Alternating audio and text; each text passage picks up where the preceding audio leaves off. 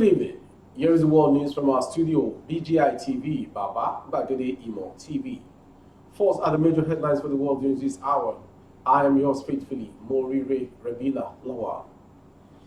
Nigerian American philanthropist warns Benin's government to release Sunday Adeyemo or face economic sanctions. Insurgency started in southern Nigeria. Northern elder statesman Yaka say. Sanusi's banishment from Kano, illegal court rules. Tinubu not too old to contest presidency. A support group says, we are not against restructuring. Our demand is Biafra, referendum. Paul. Tears as prospective corps members killed in road crash and buried. Court remands man for the filing 4-year-old girl in Lagos and to foreign. Greece will require COVID-19 vaccine for citizens over the age of 60. And finally, sports story. Carrick to lead Man United against Arsenal. The news and details. The briefing, which is intended to put pressure on authorities of the Republic of Benin to unconditionally release Sunday Adeyemo, aka Sunday Igboho, within 7 days. A Nigerian American philanthropist, Tony Daudu, has urged the Benin Republic government to immediately release Yoruba activist Sunday Adeyemo, popularly known as Sunday Igboho, who is currently detained in the country's prison.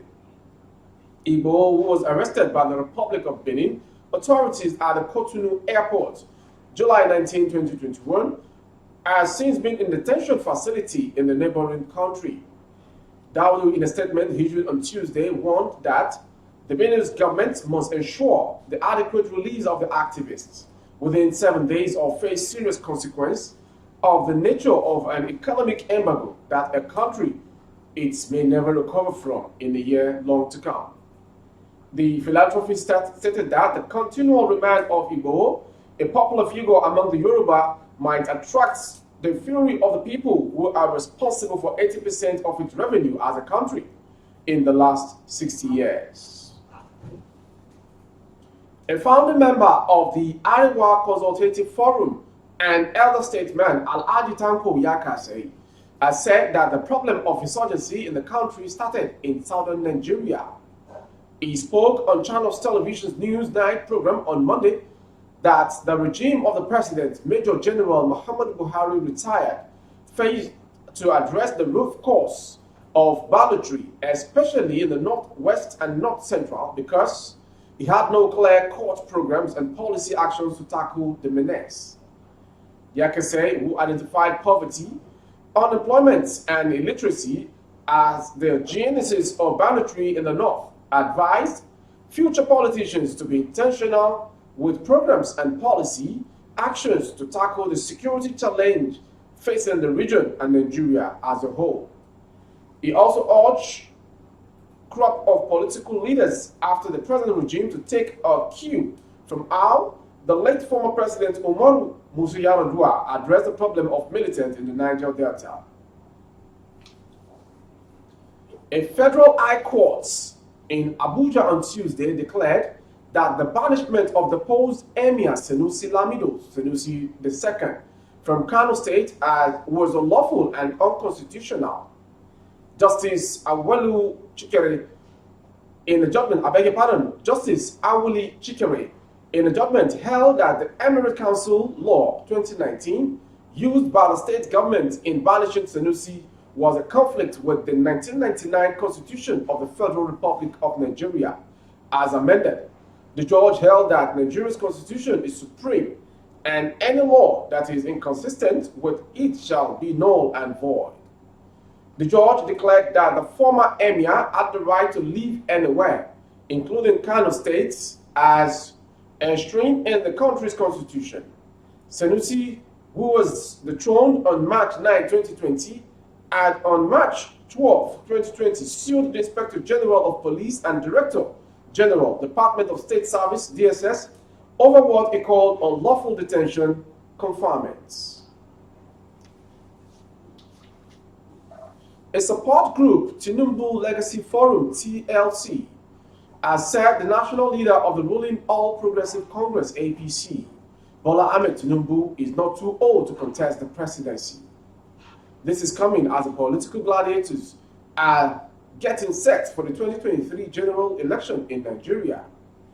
While 69-year-old Tinubu has not formally declared his presidential interest, his recent visitations and series of support groups rooting for him showed he is interested in contesting the 2023 presidency. Addressing newsmen on Monday in Abuja, the coordinator, TLF FCT chapter, Barrister Abdullahi Awal Muhammad, said the former Lagos State governor is not too old to lead Nigeria, especially that all the people have led the country in the past. He said Tinubu's intellect and leadership attributes is needed for the country to move. The indigenous people of Biafra has said it is not against restructuring of Nigeria. The Media and Publicity Secretary of the secessionist group, Emma Powerful, said this on Monday in a statement made available to correspondents in Awka, Anambra states. The group, however, said its major demand was a referendum to decide whether Biafra would continue to be part of Nigeria or not. He said, Nigerian government must bear one thing in mind: IPOB is not fighting restructuring. We are not against restructuring, but our demand is not restructuring. Our demand is restoration of Biafra states.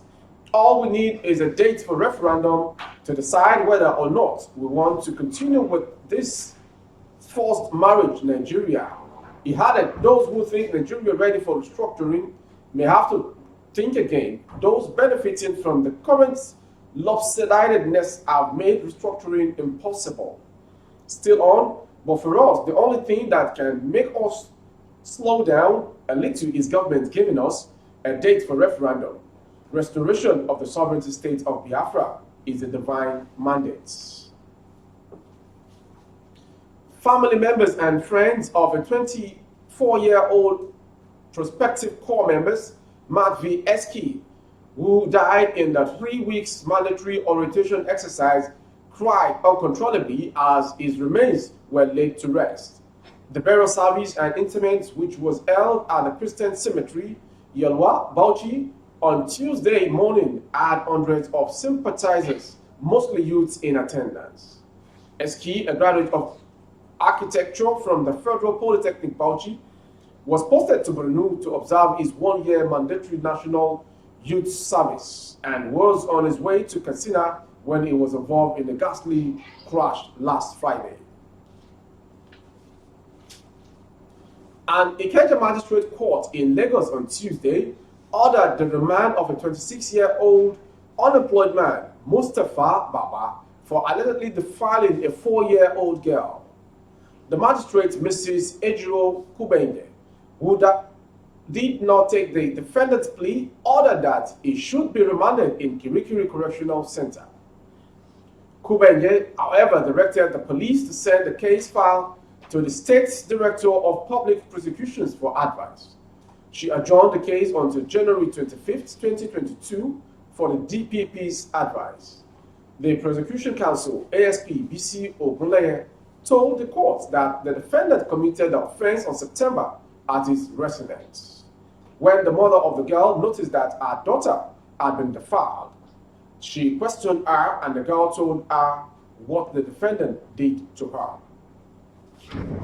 And to foreign story, Greece Prime Minister Kyriakos Mitsotakis announced on Tuesday that citizens over the age of 60 will be required to be vaccinated until January 16 to receive at least the first dose.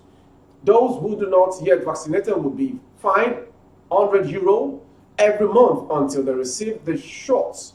It's the price to pay for health, the Prime Minister said. About 63% of the country is fully vaccinated, and just 520,000 people over the age of 60 are unvaccinated, according to reports. Greece is the first country in the EU to target a specific age group with vaccine mandates. We've been talking about the world news, and lastly is the sports news. Manchester United have announced that Michael Carrick will be in charge of the club's Premier League game against Arsenal on the position of caretaker manager. United had yesterday announced the appointment of Ralf Rangnick as interim manager until the end of the season. The German will, however, not be able to immediately take charge of the club due to regulatory process around to work in United. They leaves Carrick in charge, a former club player who supervised the 2-0 Champions League win against Villarreal and a 1-1 draw at Chelsea after Ole Gunnar Solskjaer's sacking. That was the world news, but before we go, let's quickly have a retake of the headlines once again. We told you Nigeria-American Philanthropist wants Benin's government to release Chief Sunday Adeyemo, known as Sunday Igboho, or face economic sanctions. Insurgency started in southern Nigeria, northern elder statesman Yaka said. Sanusi's banishment from Kano, illegal court rules. Tinubu not too old to contest presidency. We are not against restructuring. Our demand is Biafra, referendum, IPOB. Tears as prospective corps members killed in road crash as buried. Court remands man for defiling a 4-year-old girl in Lagos. And to foreign, Greece will require COVID-19 vaccines for citizens over the age of 60. And finally, sports news. We brought to you, Carrick will lead Man United against Arsenal. Thank you for watching the world news. We appreciate for being our beloved fans.